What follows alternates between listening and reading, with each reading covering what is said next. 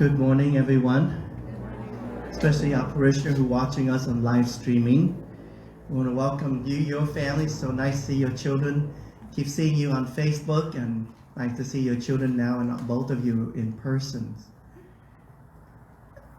As we come to celebrate this weekend and closure of our Thanksgiving week, many of us have some small celebrations at home, others little larger maybe. Some of us may travel a little bit closer, and yet we are here to celebrate and continue to give thanks to God.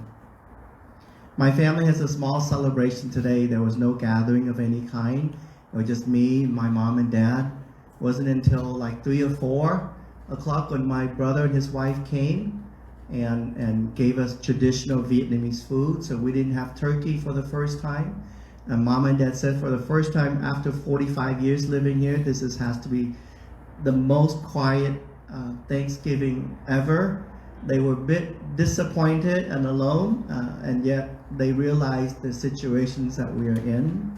And so we continue to give praise to the Lord for those of us who have elderly parents, those of us who may be immune compromised, yet the Lord keep us safe.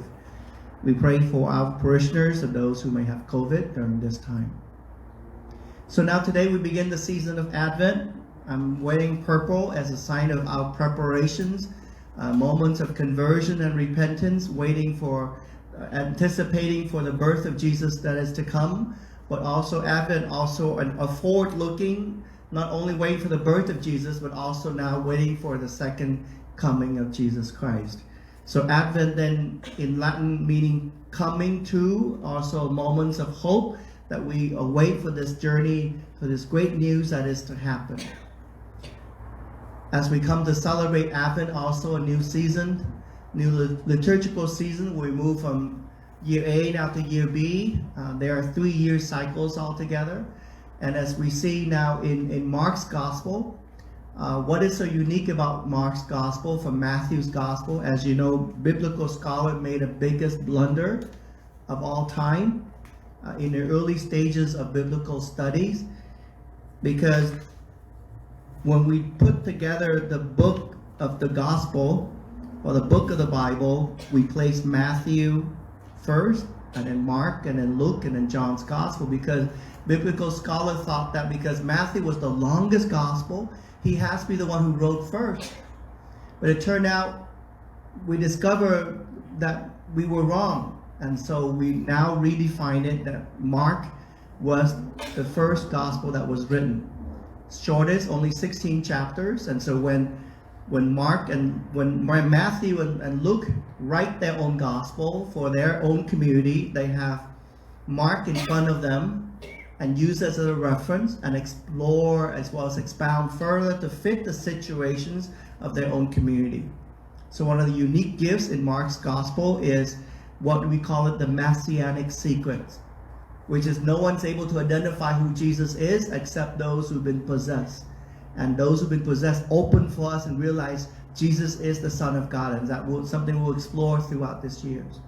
As I said, Mark is truly a short gospel. That's why throughout this year we will interject John's gospel to fit the entire year long of our liturgical celebrations. What is also unique when we look at beginning Matthew, Mark, and Luke, we do not begin with chapter 1, saying this is who I am, this is what I'm planning to do, but the church always begins the season of Advent as a continuity from Matthew's gospel to end in that anticipation to the end of time, to flow through with the first week of Advent. So verses begin with chapter 1 of Mark, we begin with chapter 13 to show that continuity from the transitioning in the cycles. We also help us to see that now Advent then become that fulfillment of all has been prophesied by the kings and the prophets. Now Jesus Christ becoming that fulfillment. And so that's why when we look at this first reading from Isaiah, as in my introductions, Isaiah, right at a time when God's people is in the promised land again, they experience great fruitfulness. And yet looking back in time, this is what Isaiah has to say. Why do you let us wander, O Lord, from your ways, and harden our hearts that we fear you not. Return for the sake of your servant, the tribes of your heritage. Why do you let us wander, O Lord, from your ways? A good question for us to reflect upon. Why? Why did the Lord allow God's people to become so obstinate, so stubborn, and rejecting God's covenant over and over again? And that's what Advent is, maybe a moment for us to look inward and versus looking outward, pushing that guilt away from us. Passing that blame to another person versus looking inward and re-examine ourselves. Why did you let us wander, Mom and Dad? Why did you have to separate? Why did you have to become an addict where my life is no longer the same? So oftentimes we see that blame as a way of escaping and pushing that blame and that guilt to another individuals versus us taking ownership. Especially when our life, our situation economically may not be walled off comparing to our cousins or to our own siblings. We always push that blame to others. So then Advent, then that moment to draw us back and to realize that there is that part of God's mysteries that we question and we doubt. But to realize that God is always there in the midst of all of us. So then in Mark's Gospel, chapter 13, it's taken place at a time again, just as we've been exploring Matthew's Gospel the last 3 weeks.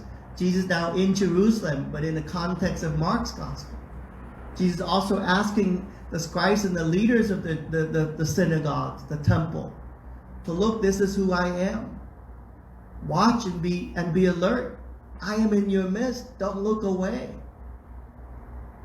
And ultimately, as we already know, that Jesus is going to die on Golgotha. But this whole ideas of watchfulness is so important because God's fulfillment is in Jesus Christ. So what is it that we need to do as the first week of Advent, encouraging us to be prepared, as Mark writes here in chapter 13? You do not know when the time will come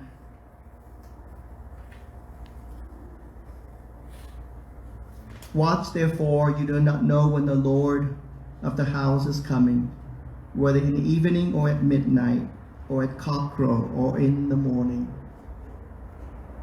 Such a powerful invitation for us. And so, my suggestion to you for this first week of Advent is to tweak your past to prepare you for the present. It's not something that's major that I have to transform and can change my life, but maybe tweaking a little bit in your own habits, in your way of life, so that you can move forward and prepare for the second coming of Jesus. So what does that look like for you and for me in the tweaking part of your own past? First is to look at your time. How do you spend your time? And with whom do you spend your time with? Where do you spend your time? Did you go to Good Friday shopping yesterday? Or are you like me, online and trying to shop something? Or maybe out of your own curiosity, out of your own habit, you may want to drive all the way out there to Cabazon and to see lines after lines. Or maybe not too far away, Citadel's right here, to catch that good deals. But more importantly, to whom do you spend your time with? Especially your immediate families. You know, Thanksgiving was difficult for my mom and dad. They feel abandoned. They feel alone. And to whom do you spend that time with is important. Second, the quality of your time. Sometimes you may run into a friend and you spend that hour at a coffee shop and you feel, wow, catching up years after years in that 1 hour. So much memories bringing back. And it may be memories of gratitude, memories of thanksgiving. But maybe there are those with whom you live with 24 hours a day, and you barely say a word. And by the time you go to bed, you turn your back to each other and say good night. So that quality of time, maybe an hour just is sufficient, then you have 24 hours. That's what it means by tweaking your past and look forward to the present or the futures. Third, how do you eat? How do you drink? How do you sleep? Yes, this morning I made a major confession. I have a bad habit of eating in my bed. So everyone would know in Facebook now. And that's a bad habit. Last night I came home and I was in my bed eating cereals. It may sound so unharming, but knowing my health, eating cereals is the worst thing. But that's what I do. And so we have to learn to change that habit. Tweaking that little habit makes a big difference on your body and on your mind. And getting ready for you in the new day. My other habits, some of you know it, my sleeping hours is terrible. Some of you have a hard time sleeping, and I understand that, and I feel bad for you. Like my mom can't sleep. Sometimes she sleeps maybe an hour or two. She wakes up and she stayed up all night. And I hear some of you going through that. Those you can avoid, but some of us who are younger, if we can't changing our habit of sleeping, please do. Fourth, your performance in general and your activities that may pursue toward your goals, that is important. We have time for fun, we have time for recreations, but we also need to realize, are these activities help me to pursue where I need it to be? If they don't, then let us reevaluate that.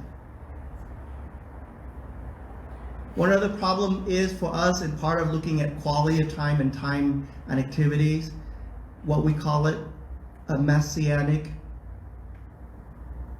complex. Earlier I said a Messianic secret in Mark's gospel, no one knows, but we all also have another tendency, is what we call it in the church, is Messianic complex. What does that mean? I am the new Messiah. Without me, nothing will be done. Without me, nothing will be accomplished to the way that it should be. That's what it means, a Messianic complex. A lot of priests, a lot of religious brothers and sisters have that. And that's why Vatican II Council kind of reopened up that awareness that we need you. We need all of us to make it possible. Maybe you feel like you are the pillars at home and you have that Messianic complex inside of you. Please learn to let go. So tweaking your past is maybe you tend to rescue people problems. Maybe spend this week, I'm just going to spend one day rescuing problems from people, helping them. But the rest of the week, I'm going to spend it for myself and doing other activities that may be meaningful for me. And so that's what it means to be watchful, to be prepared in the season of Advent. So let us learn to tweak your past and prepare for the futures.